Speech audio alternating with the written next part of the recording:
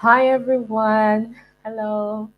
Hello guys. How you all doing? It's been such a long time. I went live. So today I was like, you know what? I'm gonna come out live today. Like it just crossed my mind like, oh my, it's been long. It's been long you actually went live on YouTube. And I told myself, we are doing it. We are doing it today. Every time I try to go live on my channel, somehow I would just not do it. But today I was like, I'm gonna do it. I'm having some challenges connecting my Mac system to my iPhone. For some reason, I was hoping I would be able to give you guys a much more quality um, video, but I think this can do. The lighting is good, so that's what matters. Today's video I'm going to be talking about understanding the eligibility of the CSC scholarship. Also, I'll talk about why you should not apply for CSC scholarship or when you should not apply for it. And also, I might also do like a Q&A. Don't mind my voice if I'm sounding um, kind of funny. I'm a little bit under the weather, so don't mind my voice if I'm sounding funny. Okay, so the first thing that you need to consider when you are actually like, when you're just like, okay, am I eligible? Am I eligible to apply for the scholarship? The first thing you need to consider is actually your nationality. Okay, you need to know that different countries have their requirements and their agreements. I remember when I was telling someone that okay, with China and Nigeria, there's something called Type A, whereby there's like this bilateral agreement. Apart from the fact that we also have like the Type B and Type C, and the person was telling me that for their country they don't have this privilege of saying that their country would pay them, So I feel like when you're going to be doing your application, you need to also consider your country. Very important, okay? And specific country have differences scholarship, so you just need to check the guideline for your home country. The next thing to know if you're eligible is the educational background. So what I mean by educational background, I'm talking about bachelor's, master's, and PhD. Some people, when they're messaging me, they'll be like, "Oma, I didn't see a space for undergraduate." Personally, for me, I don't know why. Like, because I don't know why a lot of undergraduates are still confused and they are still being like, um, I did not see undergraduates in this school. I did not see undergraduates in this school. And so many people are asking me the same question, whereby they are like, for undergraduates, can they apply for CSC scholarship? And I said, yes. I keep saying it, like, yes, undergraduates can apply. But I feel like so many people don't believe me, and I don't know why. Just because you don't see it doesn't mean that undergraduates cannot apply. I know that there are some countries that give this rule. I remember like this country that gave a rule and they said that they don't want undergraduate from their country to apply to come to China. I know that there's someone else telling me that, you know, but to be honest, undergraduates can apply. Just do your research, okay? And also for masters and also for doctoral programs. So you have to try to meet the requirements anyways. And then the third thing that I'll be talking about when it comes to meeting requirements is the age limit. So you need to know that there's an age limit, okay, that is ranging between 18 and 35 years. So if you are trying to apply for doctoral programs and you are above the age of 35, just know that you're not eligible. And if you're trying to apply for like bachelor's and you're underage, like below 18 years, you are also not eligible. So you need to consider your age while you're doing your application. Very important. The next thing when it comes to meeting the eligibility of the scholarship is your health. So we all know that while you're doing your application, you need to do physical examination. And the physical examination is something that you do in the hospital while you check your body if you are fit. Of course, if you're not fit, there's a possibility that they might not want to grant you the scholarship. So you need to check your health and ensure that you are fit. I know I have a confession. When I was applying for my own, I don't even remember like literally doing all the health thing. I just did some of it, all of them. And I know that there are some people that they do not used to do this health thing themselves. They'll get me doctor to go and fill in whatever. So try to do it still for your benefits anyways. Going to the next is the language proficiency. So let's say now that you're doing your major in Chinese. If you're doing your major in Chinese, then you know that you need the HSK. The HSK exam is like a Chinese exam to test your Chinese speaking proficiency. Okay, so if you are doing your major in Chinese, you will need, if you're doing your major in Chinese, you're going to need that exam. Okay, there are some schools that they will tell you that, oh, don't worry, just come. And then when you come and you start your Chinese, maybe you do Chinese for a year, and then after a year, then they would allow you to write the exam. But there are some schools they will be like, you need to have the HSK even while you're applying. So you need to have the HSK while you're applying, and then when you pass that, when you get the HSK and you apply, then you can continue your study. But I advise you, if you know you're not a language person, please don't force it. Do English, okay? And for the English, you need to have like maybe the IELTS, the TOEFL, or you need to have an English proficiency certificate. Some of you asked that question. In short, somebody even asked that question of recent, and I'm still going to do a Q&A, okay, of all your questions. So ask them to give you like this certificate, and then when they give you the certificate, you can be able to apply with that certificate. This thing is opening December, so try. I've said this things many times, so that's why I don't really want to go deep into it, right? So the next thing is your research proposal. For me, I didn't really have this research proposal. I don't really think it's compulsory, especially if you're applying for like a master's study. I don't think the research proposal is compulsory, but I think for the, even those people applying for doctors, like I don't really think it's compulsory. But what I think is really really compulsory for those PhD students is the acceptance letter. But still, some people find it difficult to get the acceptance letter, so I will not even say that one too is compulsory. Then the next thing is that you actually look at is the letter of recommendation.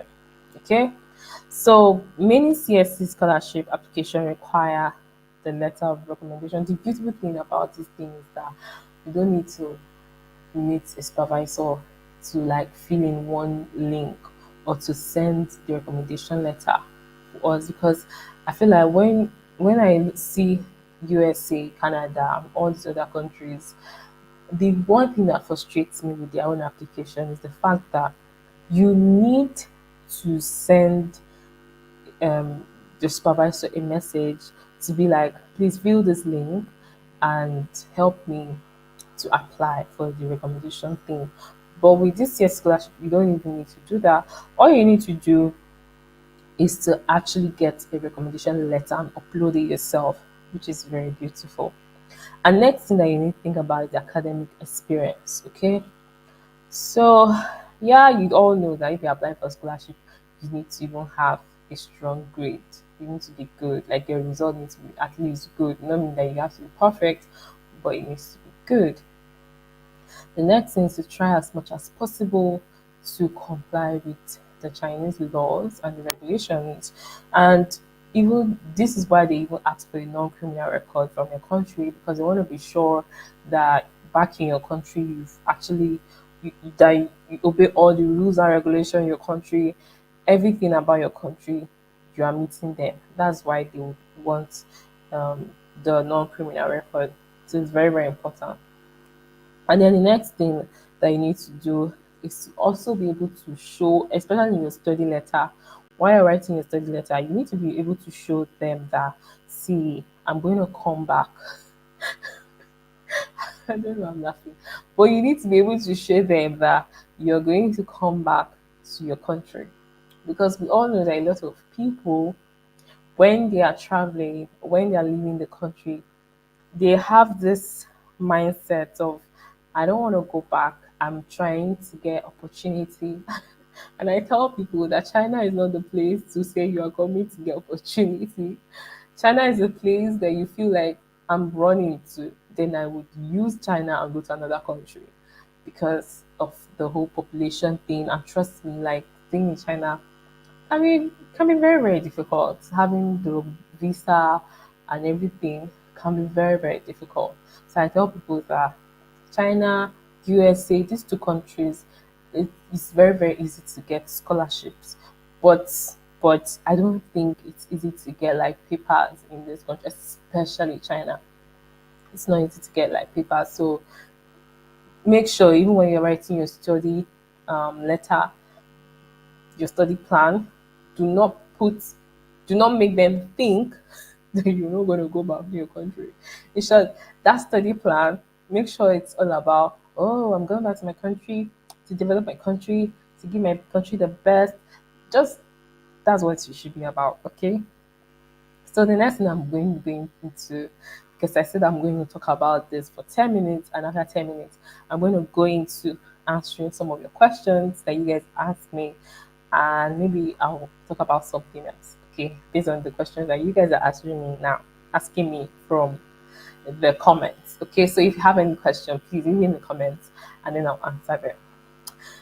The first question is, what university did you get accepted in?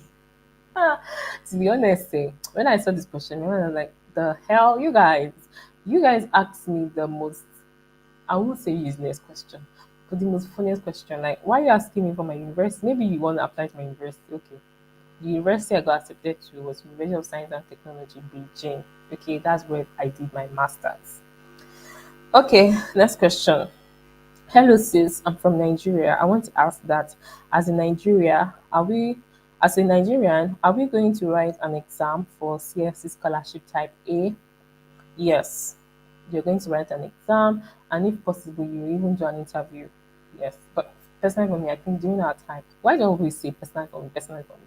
Anyways, during our time, we did not do interview because that time China was looking for more students. Even after, you know, the Ministry of Education has submitted names to China, they kept asking, give us more names, give us more names, we want more people. So we didn't even do interview around that our time. Okay. So next question. Please, what is the name of your school? Does it still have high acceptance rate for international students? I just answered this question. My school is University of Science and Technology, and I think right now it doesn't have high acceptance rate. I'm sorry. Because my school is moving mad now. Like they literally do not accept most of the old students. I don't even think they accept. I think they only accepted like 3 or 4 old students that applied. Yes, master students. They don't accept a lot of people. I think one of the reasons is because a lot of PhD students did not graduate. And PhD is hard though. I don't even know.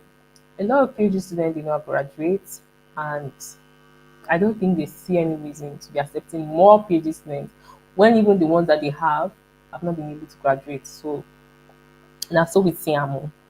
Next question. Is the scholarship application open to apply right now? Can you apply for someone? Yes. It's going to be opening next month. So prepare yourself. And yes, no. Okay, you can apply for someone, and I apply for people.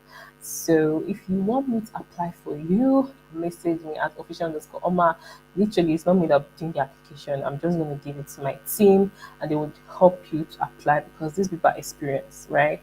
They helped a lot of people to get admission. So I know that when you apply, you get okay. So next question: what can you apply with HND?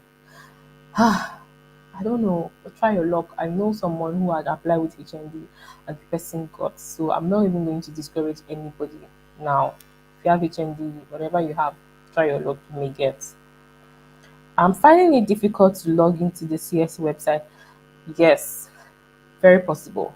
It's possible to have difficulty depending on your country. Okay, that is why we are here to help you do the application. Message us and we'll do it for you. It's very easy to apply in China because you are not using VPN. I remember that whenever I on my VPN and I'm trying to log into the CSC website, it's always difficult for me to log into the CSC website. But whenever I off my VPN, it's easy. So message us and we'll help you with that. Someone say good vibes, sis. That's the vibe. Good vibe forever. Someone is saying, please, what do you mean by affidavit from sponsor?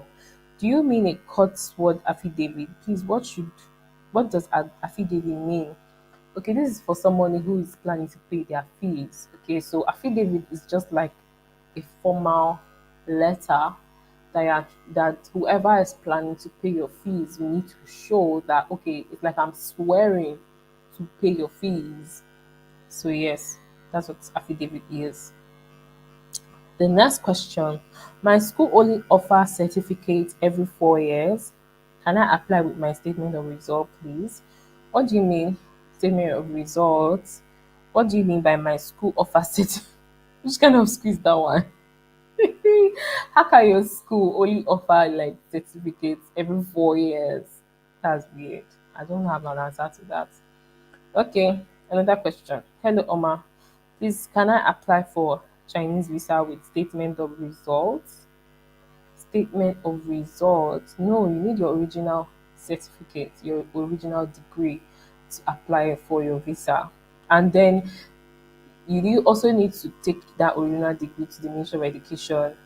There's something you need to do, I think, and yeah, you need to do all those things. That when you come here and you want to use your degree for anything, they will not tell you to go back to your country and do that. So make sure you take your degree to Ministry of Education, do all that you need to do, and yeah, I think there's something that you need to do at the back of your certificate, Ministry of Education. So that's what I'm talking about. So next question.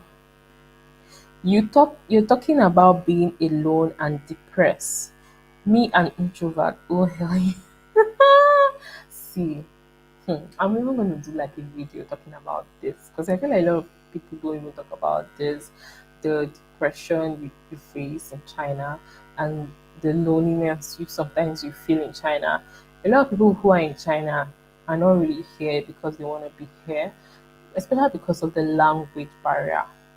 The language barrier is a big thing. People that don't know how to speak Chinese, just, you only make friends with internationals, and it's not every international that you can actually gel with. Okay, so that loneliness thing, let's leave it for another video to talk about it because it's a lot. I know I even watched a video of one girl. She was talking about the fact that she lives in Canada and she was literally crying and she was weeping and she was just talking about how she's sad, she misses her family, she misses her friends, but she's always so lonely. So that thing is real. Sometimes I get lonely, even just because I'm a very, very busy person.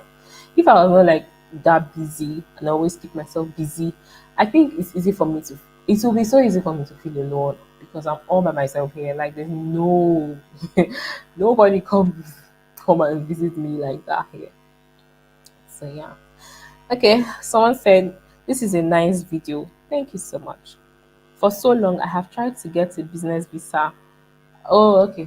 I cannot read this question because I don't know so much about business visa. But work visa, I think I know. Okay, another question. There's a model for recommendation letter. If yes, where can I get it? Uh, Model recommendation letter. If you need recommendation letter because you want to become a model, is that what you're saying? I don't know anything about being a model, but I know something about school recommendation letter. That one is gotten from your supervisor. China needs police reports for everything, even to apply to schools. They don't want to hear story. That's true. Thank you for the video. You're welcome. Very high unemployment rate in China. That's true. So, guys, I finished. I'm actually working with time here. I said 10 minutes, I'll talk about the eligibility, and 10 minutes, I'll answer you guys' question. And now, 10 minutes, I would like talk about my experience here. And the reason I haven't, like, I feel like I've been dealing with so much here, and I think I just want to talk about it. I don't know if I should talk about it now, but I should talk about it. I should tell you guys the truth of some of the difficulties that when you come to China, there's that you might face, right? So that you will be prepared. Okay. So personally, for me, I I got a job after I graduated, and I got the job like around March, I think, or June. I think so. I got the job around June, and I was so happy because I have been praying to God and I've been asking God for a job, and finally I got one. So before I graduated, I was already settled because I got a job, I got a PhD offer, so I was really, really happy. And then when I was about graduating, and I graduated, the company kept disturbing me. Oh, when are you coming? When are you coming? And I was like, okay, I need to get all my document ready because there's so many documents that you need for your work visa. And after I got those documents ready, my visa was going to expire on the 1st of September. So I had to rush to the company. And then by the time I got to the company, they kept telling me that, oh, there's still some documents we need. And I was so angry because in my mind, I'm like, you guys didn't tell me all these things. So I was like, okay, you know what? My visa will soon expire, so I need to apply for an extension to continue preparing all these documents that you're telling me I need to prepare, which was not possible when I went to apply for the extension in in the company. So what I decided to do was that you know what, I was going to go back to Beijing, and then when I go back to Beijing, I'll apply. And I didn't even like want it. It was even my mom. Like I called my mom and I was just telling her everything I was going through. I'm trying to summarize this thing. I don't want to tell you guys the details or make this company look like they are bad in public. Because in my mind, I'm very, very careful what I share online. I don't want you guys to hate China. If you notice, I never say anything negative about China, even though there are so many negative experiences I've had, but there are also so many positive experiences I've had. So that's why I try my best not to be focused on the negativity here in China because I don't think it's fair. Even in my country, there's a negative and a positive part, you know. But I just want to brush through things that I as a human being, have experienced coming here and coming to another city, not literally. And I'll also do a different video about living in Beijing and living in other places because oh my god, there's a difference. And also I'm gonna do another video talking about the difference in living in working and schooling. I need to write this because if I don't write this, I might forget. So guys, forgive me. I want to write it so I will know the videos that I'm gonna do. So, talking about the first thing I said is that I want to do a video different between and Beijing and other cities,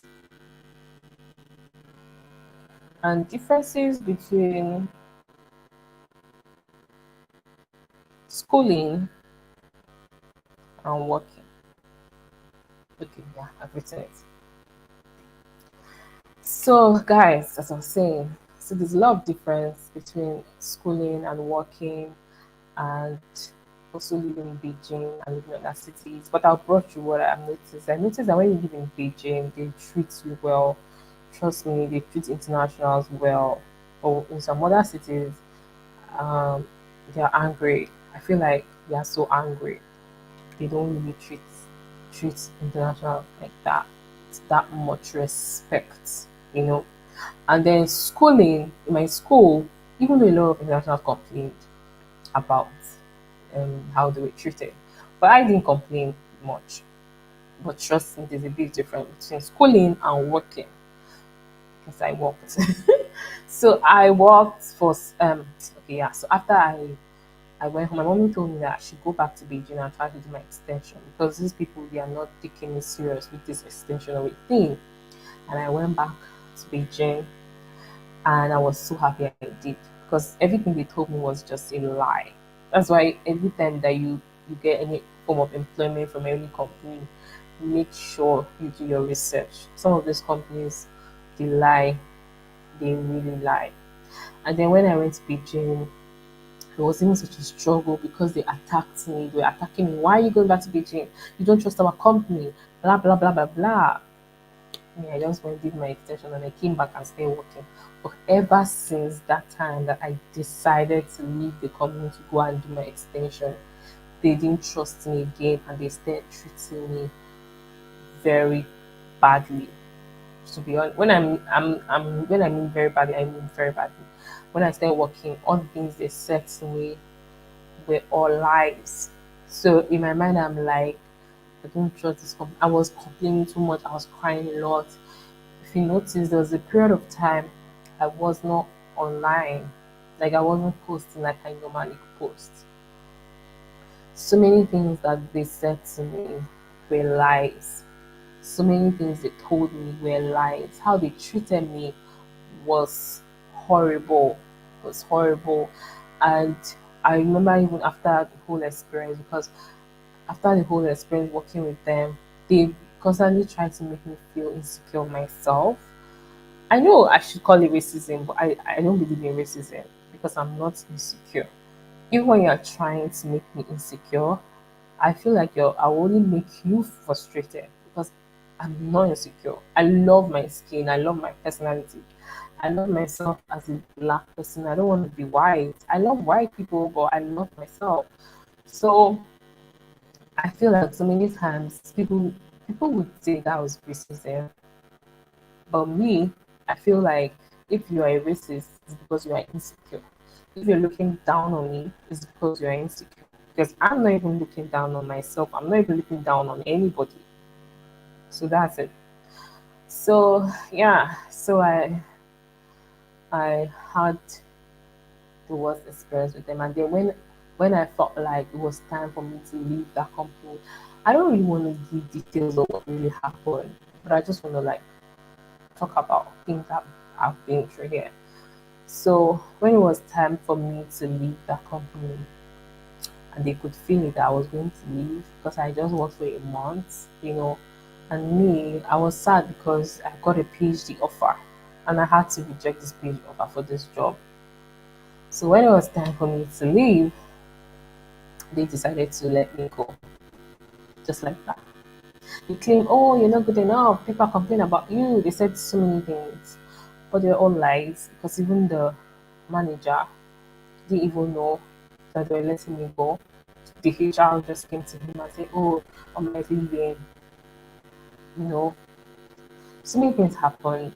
I don't want to give any details. Like I said, I don't want to give details of everything that happened because if I give details of everything that happened, a lot of you would not come here. A lot of you will not come here. But I'm telling you, China is a sweet place. Um, it is.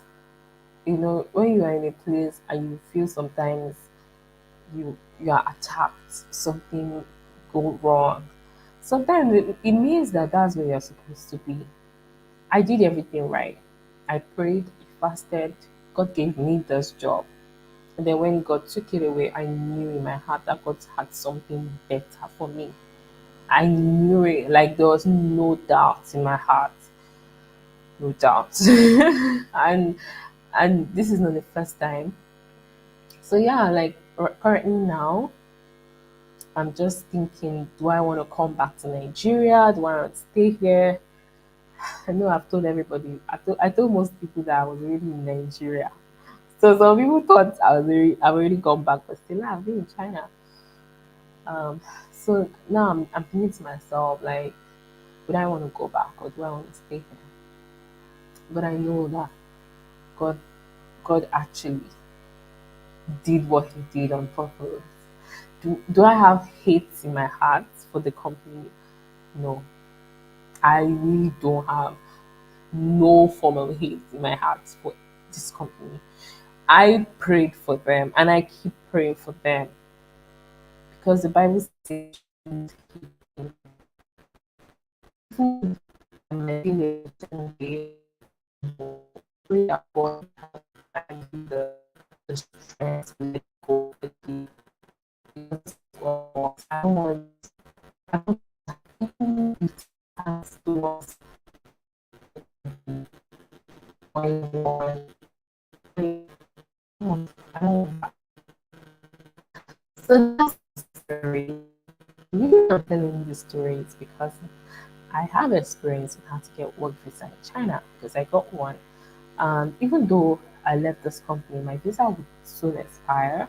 Yeah, because the moment you leave a company, or the moment the company decides to let you go, your visa is going to expire after a month.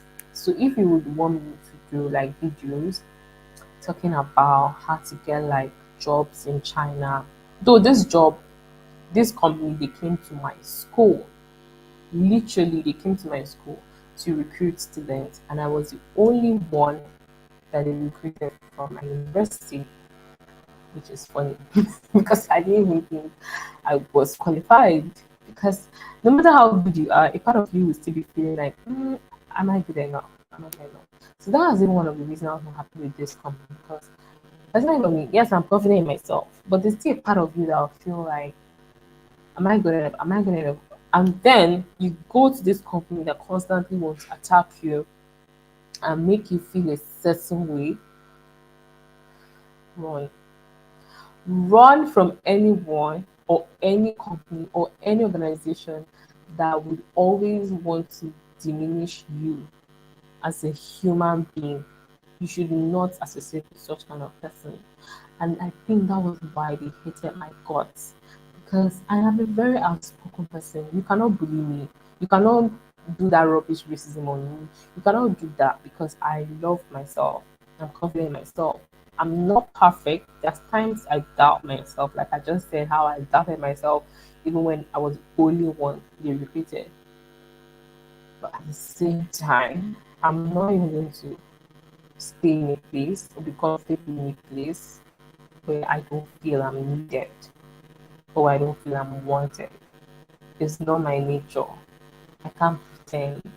If I'm in a place or I'm with someone and the person constantly tries to make me feel insecure, attack my personality, I I would just stay away from you or I'll just avoid you.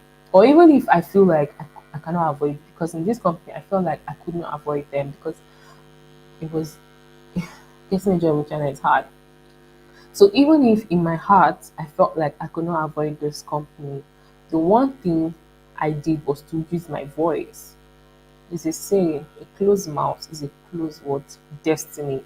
So the one thing I remember that I was always doing was that I would always use my voice and I'll always talk. Nobody nobody should shut me down. I would always talk. I would always use my voice and tell them how I felt and I was not insecure at all. So my advice, and the moment I left the company or the moment they left, they told me to leave. I went to my group. I went to the group like, there's this whole bilateral thing right between China and Nigeria, and there's a group. We're in a group. So I went there and I told them, guys, be very, very careful. If a company comes to recruit you, make sure you do your research about that company. Do not jump into any company just like that without doing proper research. I had to go and tell my group because my eyes don't see things. And also, I told my school because obviously I trusted this company because they came to my university to recruit me. So I trusted them. I knew that yes, I have seen a lot of things online about talking about like working in China. A lot of people have actually complained one way or the other with their experiences working in China. I have seen it a lot of times online, but I never thought it was going to happen to me. I never thought it was like real. You know, you see these things, but you don't take it serious. I remember even one video, one girl, I saw like injury on her mouth. Her mouth was swollen, and she was saying like her employer like beat her up. But in my mind, I'm like, these people are just exaggerating. No, no, they are not exaggerating. I'm telling you guys, there's a difference between working in a Chinese company and actually schooling in China. So be very, very vigilant. Be careful. Do your research. Don't just jump into any company and work with that company just because you are in need of money. To be honest, I'm serious, guys. Please do your research. Do your research about companies. They don't like they don't like the fact that their government is recruiting internationals. They don't like. So yes, their government love to do things with internationals. But it doesn't mean the people living in the country are happy with whatever the government is doing. Doesn't mean that's how I feel. And better for me, as much as I want to feel like, oh, what they're doing, I shouldn't do that. I understand them because it's not. I know we see China as a country that is developed, right? But to be honest, doesn't they work so hard? They work so hard to actually feed themselves, to take care of their family. They work really, really hard in China. They work so hard. And imagine in my country right now, like how they complain about the situation in my country, and then my government keep bringing internationals, taking care of them, paying their bills while we are suffering. Like, okay, not China, not some people are suffering in China. No, I'm trying to be nice, but no, it's not everybody that is rich in China. But imagine in my country that the government have not really taken care of the people as much as they want, and they are bringing internationals to take care of them in their country. Of course, I will not be happy. So that's why I understand them. I do. I understand how they feel, but but it's nothing that we can do. If your country is making opportunity for us, should we say no? Who would know like better thing? After all, the Chinese people are in other countries. Chinese people are in other countries. So nobody's chasing them from those countries. So I rest my case. So guys, I do love doing live videos. I think I'm gonna do more live videos because that's where I say some things, and I won't call it therapy, but somehow it feels like therapy for me because I get to like say some things that are in my chest, know in my heart that I'm not alone, that I have a family, that I can come here and share some of the things that I'm facing. Even as much as I'm telling you guys opportunities, I also want to try my best to be honest with some of the things I'm facing and some of my challenges also. I don't feel like I have to cover up everything at all times. I think I should be honest with you guys as much as possible and tell you guys the good, the ugly, and everything. So you be prepared. You be prepared all the time. Okay. So if you enjoyed this live video, make sure you like it. Follow me on Instagram at official_Oma. You guys know I always post like my activities there. Though I haven't been as consistent, I would love to be consistent now, but sometimes I'm not in the mood and I don't want to force it. No, I don't want to force it because these days I spend more time in prayers, reading my Bible, doing so much godly stuff that when I'm not in the mood to come alive, I don't want to come alive. But when I'm in the mood, I want to come online and share. So today I was in the mood and I knew that if I do not do this, I probably will not do it again, to be honest. So then I'm like, oh, I'll do this. And then if I don't do it, I might not do it again. So that's it. Like When I'm in the mood to come alive, I always come alive and I always try to give you guys my best. But when I'm not in the mood, you guys will even know I will not even show up at all. I will not be posting, I will not show. Anyway, just follow me on Instagram because at least there, even if I don't show up, I will still post something positive and encouraging and answer all your questions. I try my best to answer everybody's questions, no matter how stupid they are, no matter how good they are. I will answer your questions. I love to do this. So yeah, next month, prepare yourself.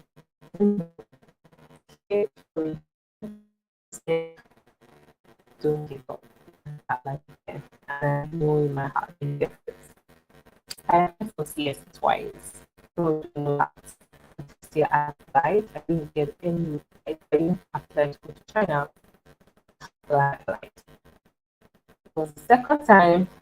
It was actually the second time that I got so okay. I remember that I'll keep praying for you and the thing is called that. So whenever you're doing, put in your own heart and be prayerful and know to pass. I know that God will make it come to pass. I believe that heart is nothing that God cannot do. He loves us. He loves you. Okay? I'll see you guys in my next video. Bye.